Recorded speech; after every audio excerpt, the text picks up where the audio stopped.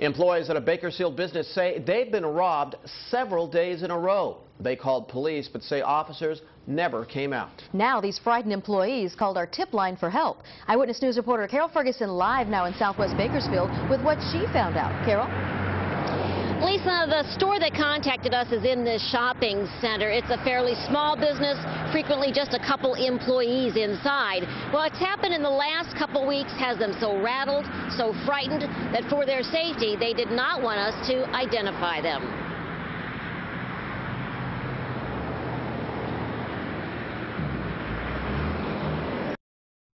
Teenage kids, high school kids coming in, just grabbing stuff and running out. We'll call this employee Susie. She says 4 days in a row, the kids ripped off merchandise. Called the police never show up. She says the first time they're told officers will make a report within 7 days. The next day, they're told an officer will come, but they don't see one.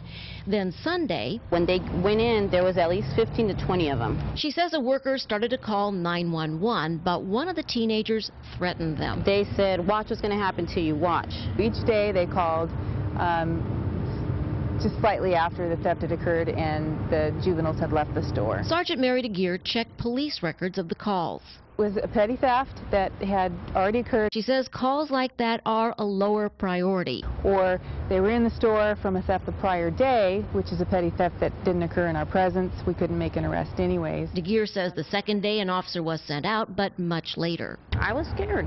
I didn't know what to do. Susie says the worst was the threat. I listened to the calls, and during the calls I didn't hear any conversation that would indicate there was an immediate threat.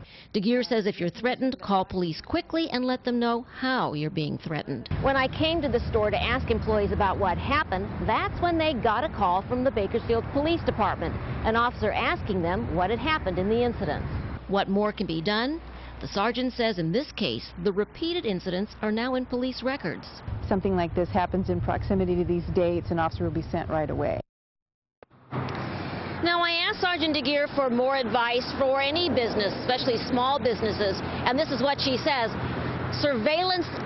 Video surveillance equipment can be very helpful. She says that can scare away criminals, or worse comes to worse, if something is stolen, something goes wrong, the police can get that video, make it public, for instance, give it to someone like us, and that way that helps them to catch the criminals.